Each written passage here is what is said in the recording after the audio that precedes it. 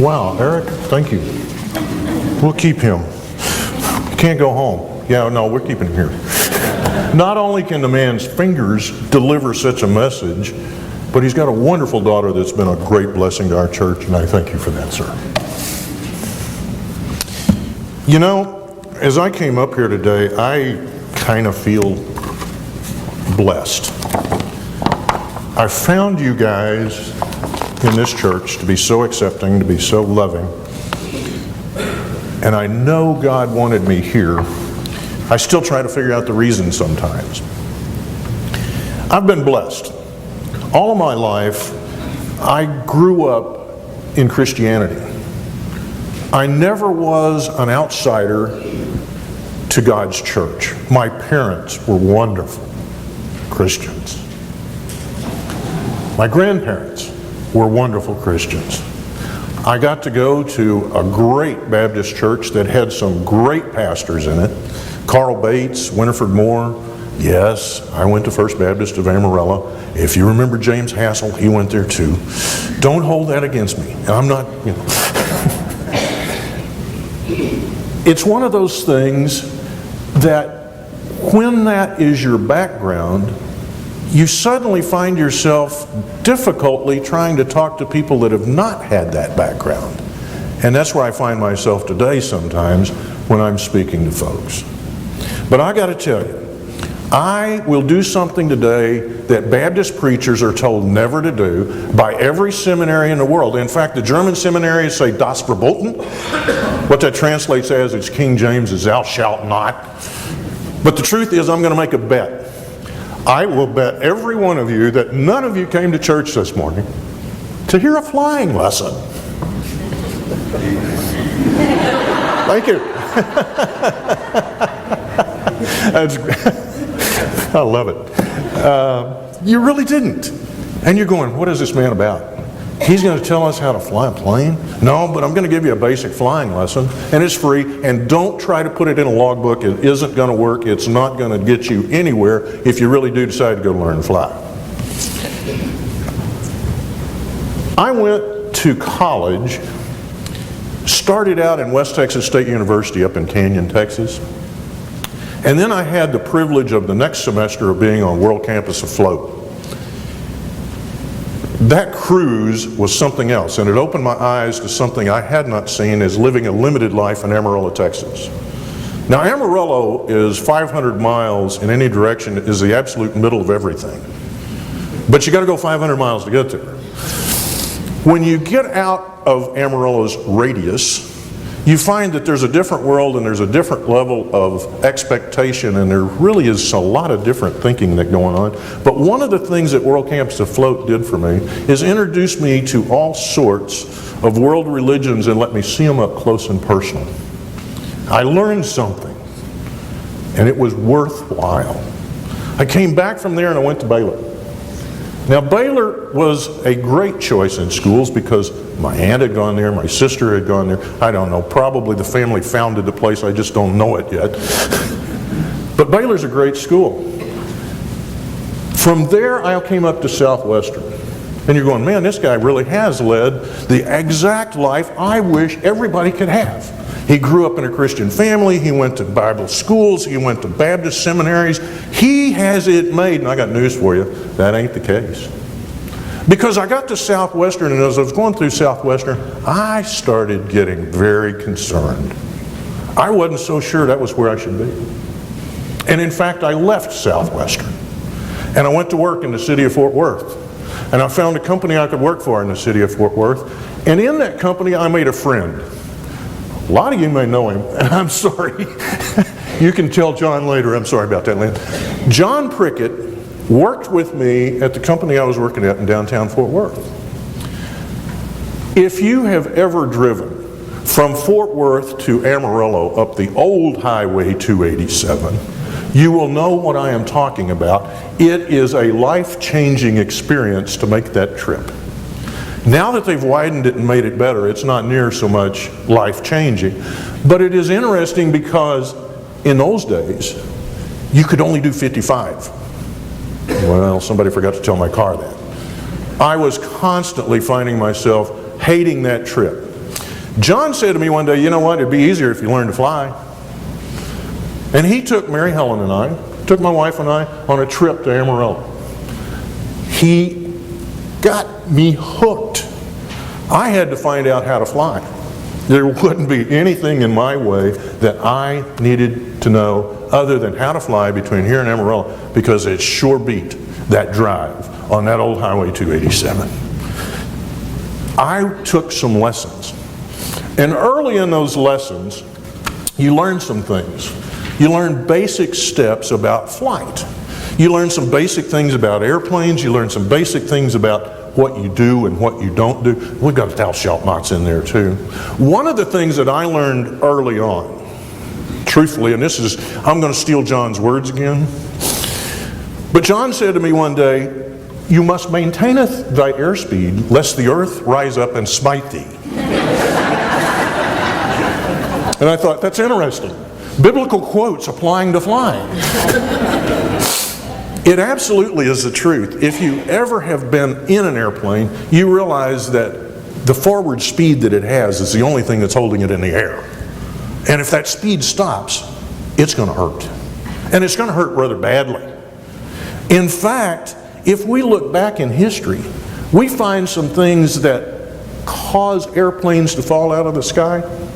And those things are indicators to us of things we need to do in life not to fall out of the sky. I like air disaster. I don't know how many of you might watch that. It's great when you're flying to know how many times you could do something wrong and crash. That's really good information. If any of you have a trip next week, I'm sorry.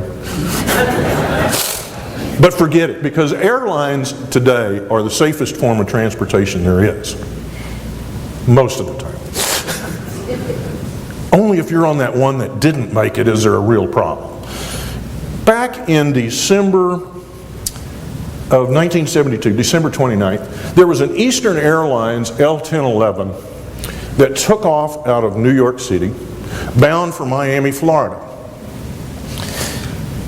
The plane had some of the most experienced pilots in Eastern stable aboard. In fact, the pilot of that was number 50 out of 4,000 in seniority.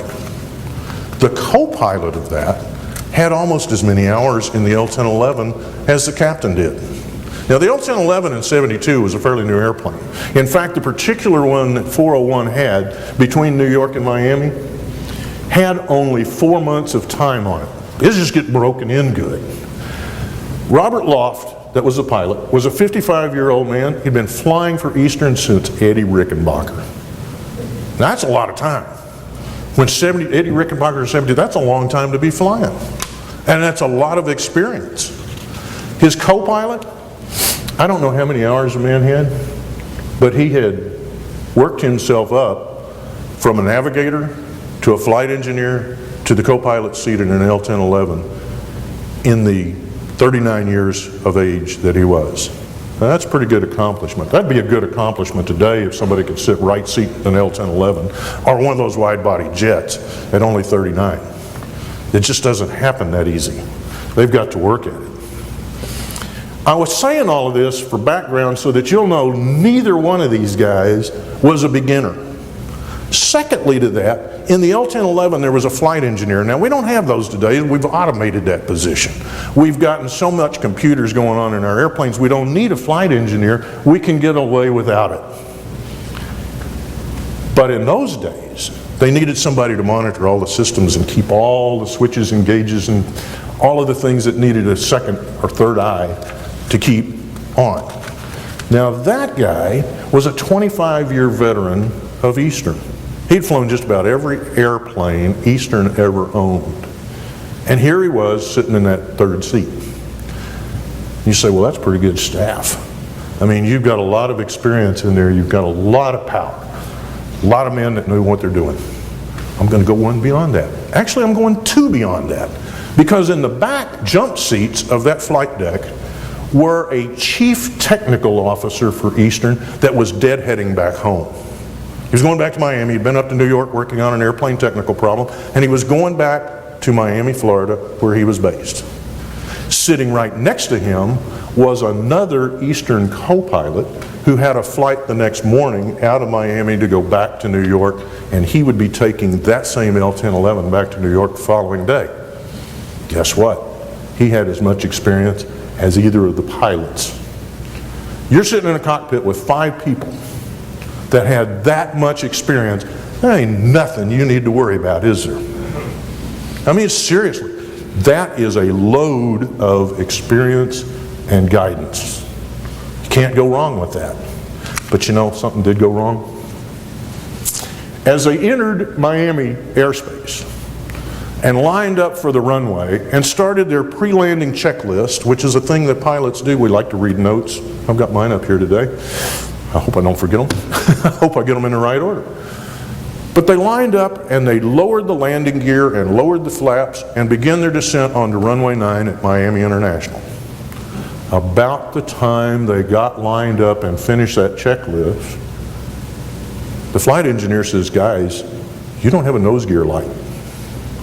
The little green light that comes on the panel that says all of your gear are down and locked didn't come on. Loft, Stockstill looked at each other, said, we better go around, we're too close not to be able to do this. Loft said, cycle the gear. So Scott still did. He cycled it, still didn't come on. They called the tower and said, we need to go around, we've got a minor problem. We can't get the gear light. Now both of those guys felt like they had the gear down. They felt it. You can feel them in an airplane when they come out and lock. It's not a complex issue. You push the handle down, the gear comes out. If it doesn't come out, you lower it manually. But in this case, they didn't have a light saying it was safe. And the best thing, wisest thing, the only thing that they could do with a 4-month-old airplane and try to keep their jobs was go out and make sure that gear was really down. So that's what they did. They took off from Miami on approach, came back around. Miami sent them out over the Everglades. They said, you guys can go out there, stay about 2,000 feet. There's nothing, no traffic out there. You can circle around all you need to, take all the time you need. And they had plenty of fuel. So as they're out there working on this, the flight engineer reaches over and pulls a little green light out of a socket. Now, landing gear lights are made so that if you need to replace one in flight, they're easy. You just slide them out. You can put new bulbs in, slide them right back in. And he pulled it out. We think he changed the bulbs. We don't really know that. That's information we don't really have. Changed it, pushed it back in the socket 90 degrees out of alignment.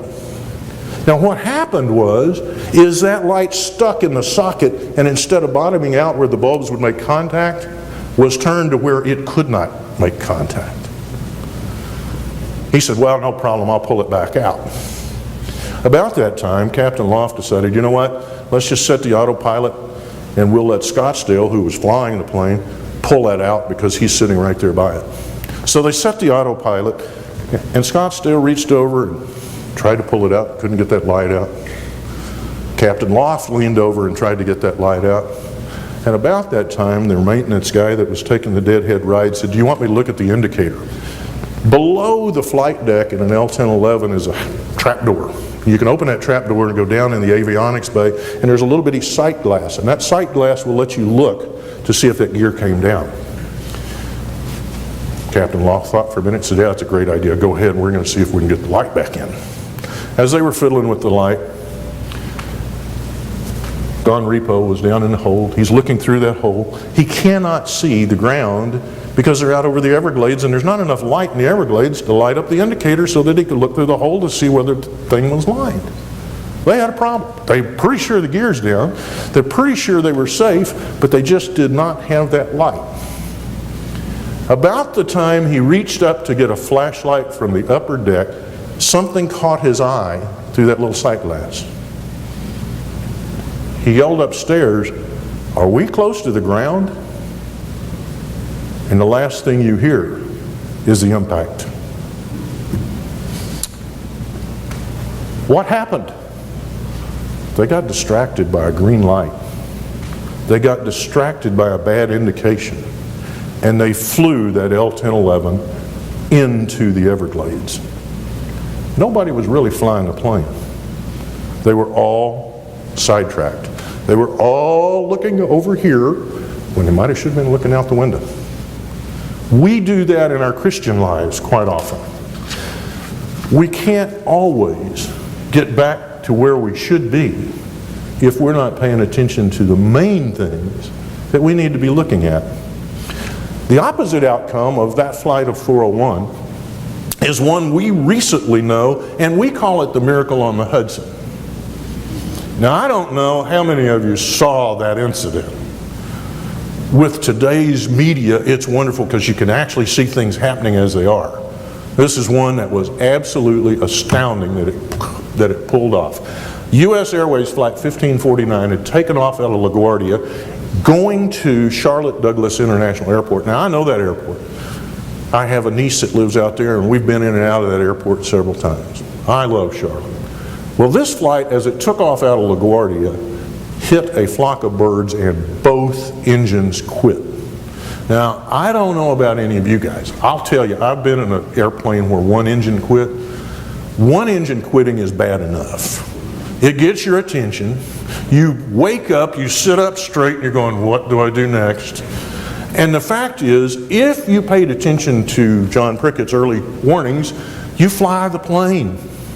You do what's required to keep that plane in flight. And believe it or not, on board that flight, Chesley Sullenberger, a fighter pilot, a military training pilot, a military safety expert, a glider pilot, was sitting in the seat and was in charge of that flight. The first thing Sully said to any of the crew, gentlemen, we control this airplane. What happened? Well, they controlled it. They kept that airplane in the air. Yes, it did not land where they would have liked. In fact, it landed right in the middle of the Hudson River. But the difference is, everybody got off of that plane safely. Everybody was saved. Where the L-1011 in Miami killed 101 people and left 75 survivors that wish they'd never been on it. What was the difference? The difference was Sully was paying attention to a basic rule: fly the plane. The first pilots got distracted from that very first rule of flight and forgot to fly the plane. They were going to get that nose gear fixed. They were going to get that light on, but they were off track. It happens. Every airplane comes with a manual. It's called a Pilot's Operating Handbook. We've got one of those for life. We call it the Bible. We know that it's a whole lot more complete than any airplane handbook ever written. Those handbooks have everything in them. They talk about how to start the engine, how to taxi the airplane, what speeds you need to use to take off. They've got little instructions in them for what do you need to do if this doesn't work, what do you need to do if this doesn't work. And there's a section in there called the emergency section, and every pilot with any kind of brains memorizes that section. He just knows for a fact the next thing you do if this happens is this. And that's the practice that a pilot does. Call it the mind of a pilot. The thinking of a pilot. How do I get safely back on the ground? How do I maintain this aircraft's control? That book is worthless when we're going through life, because it's not going to tell us as Christians the next thing we need to do. If we look at the scripture that I wanted to look at today, 1 Corinthians 2:11 through 16. And I'm going to read from the Revised Standard. There are other versions, and that's okay. They all basically say the same thing, and they all basically give us Paul's view when he's talking to the church in Corinthians about issues and problems and dangers and trips that they were having in that church. And he says to them, "For what person knows a man's thoughts except the spirit of the man which is in him? So also no one comprehends the thoughts of God except the Spirit of God. Now we have received not the spirit of the world, but the Spirit which is from God, that we might understand the gifts bestowed on us from God, and that we might impart this in words not taught by human wisdom, but taught by the Spirit, interpreting spiritual things to those who possess the Spirit. An unspiritual man does not receive the gifts of the Spirit, for they are folly to him, and he is not able to understand them because they are spiritually discerned. The spiritual man judges all things, but he himself is to be judged by no one. For who has known the mind of the Lord as to instruct him? But you have the mind of Christ. If we ever have any doubts about what our next step as a church, as a human, as a Christian should be, we ought to take comfort in that statement. We really should. We have the mind of Christ. We've got no excuses not to know the next thing that Jesus Christ wants us to do. We have the mind of Christ. However, there's a little footnote in there that you got to look back at. The unspiritual man does not receive the gifts of the Spirit of God, for they are folly unto him, and he is not able to understand them because they are spiritually discerned. Did that create a problem for us? What happens? We'll get back to that. If you look in Philippians 2:5, we'll find that this particular passage from Paul doesn't stand alone. Philippians 2:5, let this mind be in you, which was also in Christ Jesus. Is that where our minds are at? I hate to say this. Several times in my life, I look back on the things I've done and the things I have not done, and I have to tell you, somebody in this church, because I know of its wisdom and I know of its abilities, can tell me one thing. Why do I seem so stupid half of the time? If I have the mind of Christ with me all the time, and it's given to me all of the time, why do the things I do go wrong so many of the times? Jerry's sitting over here smiling. He knows me. I find it difficult to always do the right thing. It just doesn't work out that way. But if I've got the mind of Christ, why doesn't it work out that way? If I've got the mind of a pilot, why don't I safely land in the Hudson instead of crashing in the Everglades? The fact is, we get distracted. I'm reminded many times in my own life of the Wile E. Coyote. Anybody watch Wile E. Coyote cartoons? Come on, you can fess up. I do. Thank you. At least we got a couple honest people. If you've never watched Wile E. Coyote, you need to go watch this guy. It's a lesson to us all. Wiley is chasing a roadrunner. That's his life's calling, is to catch that roadrunner, apparently. He has no other mission in life other than to catch this guy. And he does the best job he possibly can do of chasing a roadrunner. Well, he's got help because he calls the Acme company to order stuff to help him keep up with this roadrunner. I feel like Wiley sometimes. Wiley sees this roadrunner coming and he's ordered some rocket skates from Acme. He fires these skates off and he starts down the hill and he's got a perfect intercept to the roadrunner and he's right down there ready to grab him when what happens? The roadrunner stops. Wiley sails right on past, and when he looks up he hits that tree head first, cracking his skull open. That's me. I've done that so many times it's not even funny. I identify with Wiley because I am so concentrated on that roadrunner I don't see the tree in front of me. It can happen to anybody. It can be you. It could be me. Sorry, Bruce. It could be Bruce. I'm just going to pick on people. Bruce had a great idea, but he didn't follow through with it. Go ahead. I'll fly away. He was going to do I'll fly away right before my sermon. I think it would have been great. I honestly believe that would have been a great song right before this sermon particularly. Because then all of you could run instead of having to sit here and listen to this nonsense. But Bruce didn't listen to his little voice, did he? Which is probably fine because the music they had for us is outstanding. Truthfully, guys, if I come into this church and I sit back there and learn nothing but your guys' music on Sunday mornings, I'm a happy camper for the rest of the week. And I mean that sincerely.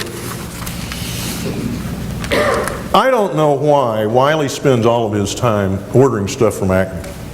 He probably could sit back and relax a little bit and find that he gets better results just by setting a trap or doing something a little wiser than what he's been doing.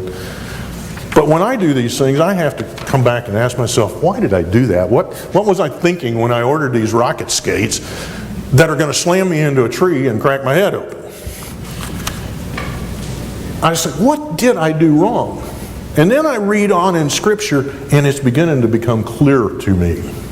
To have the mind of Christ, we have to think like He thinks. Well, I got news for you. That seems to be hard. If I look back in Isaiah 55:8, for my thoughts are not your thoughts, neither are your ways my ways, says the Lord. For the heavens are higher than the earth, so are my ways higher than your ways, and my thoughts higher than your thoughts. Now that brings us back up to the spiritual man versus the unspiritual man, versus maybe the spiritual man getting sidetracked by being the unspiritual man. And if I said that 4 times real fast, I'd probably get it wrong. The fact is, we can get distracted from the mission that is in front of our face. And it doesn't matter how much experience we have. It doesn't matter how long we've been working for Eastern. It doesn't matter how long we've been in school. It doesn't matter where we even went to school. It has to do with not being in tune with Jesus Christ. We miss the fact that the landing gear is down. We miss the fact that we really are blessed with the Spirit of Christ in our lives and can call on it. We get warnings, we get signs as we go through life. Sometimes we listen to them, sometimes we don't. Yesterday, I was driving back from a meeting I had over in Grand Prairie with the Aviation Fellowship Group, and I came off of Interstate 20 on Hemphill and started southbound. As I was driving southbound, a half a dozen cars were in front of me, and I was driving, and I noticed a mother and her 4 children, little children, down off the right side of the road walking up the grass on the side of Hemphill. I watched what that mother did. You know what she did? She had her kids in her hand, and as the cars were showing up, she very gently took this little boy on her right and pulled him over to her left side, putting herself between that oncoming traffic and those kids. Well, you say, well, that's just what a mom would do. She's protecting the kids from that traffic. She's keeping them from running out in there. That's what moms are supposed to do, right? Absolutely. But I'll bet if I had stopped and asked her, why did you do that? She'd have looked at me like I was an idiot. Okay, so she's got my number. The point is, she knew instinctively not to let those kids out on the street side of her. God does that to us, and sometimes we go, you know, Lord, I'd rather be over on your right side than your left side, and I'm moving back out there on that curb, okay? What would happen? What would happen if this little boy did it to his mom? I suspect the same thing goes on in our lives, and we just don't always recognize it. I suspect if that little boy had come back over to the right side of his mother yesterday, she would have gently encouraged him back over to the left side to protect him, right? If he had done it again, I suspect the encouragement might have gotten a little bit stronger. You stay over on this side, okay? You got that? God does that to us. How many times do we hear it? How many times does it take for God leading us over to His left side to protect us, for us to have to listen? You look back in the Old Testament, we're not the only ones that suffer this problem. Jonah is absolute proof that you can run into all sorts of deep trouble by ignoring what God wants us to do. Now some people say that's a whale of a problem, and I would agree. It is an issue that we can't just ignore what God wants us to do and expect to fly through life with the greatest of ease. He'll pull us back. I know He did me. I left Southwestern and went to work for the world because I just had some issues at that time that didn't make any sense. But God wasn't through with me yet. He let me wander away on my own for a long time. When I finally got tired of the place that I was working, I went back to work for myself. And He led me right into another seminary that says, dude, you're ignoring what you were told to be doing. And it was all accidental arrangement.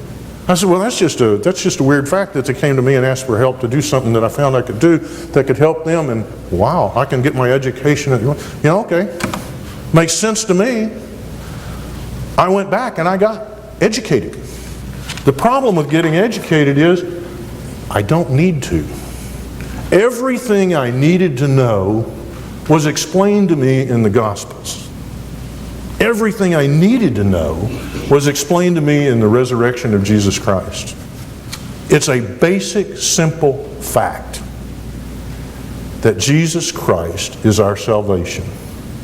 That through His crucifixion on that cross, and I think that's the wrong symbol sometimes for the Christian church. An open tomb would be much better, but it just doesn't have the impact, does it?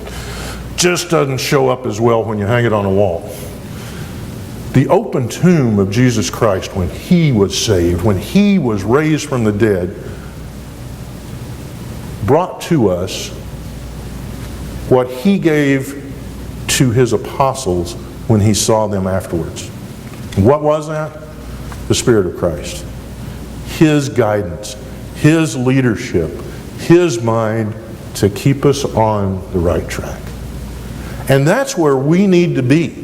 We need to listen to that little voice. We need to pay attention to those dials. We need to find ourselves following Christ above all else. I'm amazed how many millions and billions we spend building schools to educate people. It's a wonderful thing to do. I'm not knocking education at all. But in all of those millions and billions that we spend building schools, what do we teach those kids? What do those kids learn? They don't learn one basic fact of reality of life, and that is Jesus Christ is our salvation.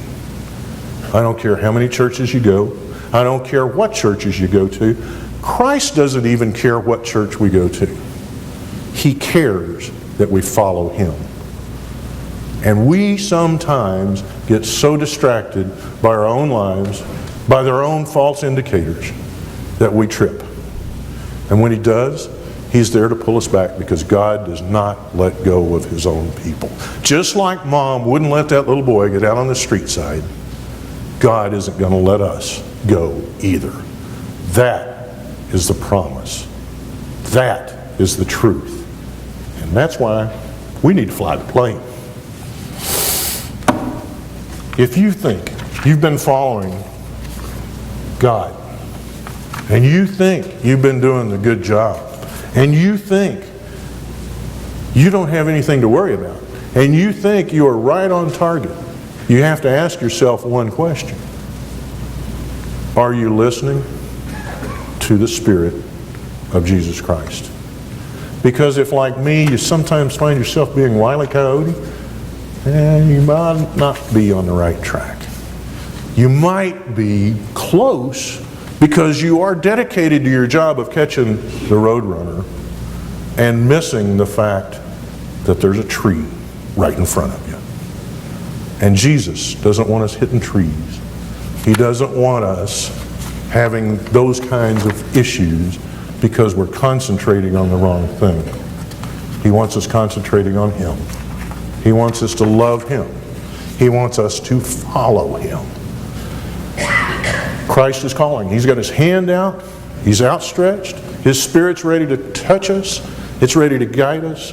And a real question we have to ask in this church, in every church, whether it's a mega church or a micro church, whether it's a Catholic church or a Baptist church, it doesn't matter. There's one question, and one question alone, that everybody must answer. Are we looking for the right guidance? And if you're not, it's time to look. It's time to embrace that guidance that God freely gives us. I thank you for your time. And Luke, I think, is going to be down front. You and Art, you're going to come? I can come down front if you want. I just assume you would, because it's your last chance, buddy. Luke, who is abandoning us because, well, I told him last week I thought he was a traitor. I told the same thing to James when he traitorred out. Is going to come down front. If you feel like you need to follow Christ, please come. Please feel free to ask us questions. Feel free to follow the leadership of Christ.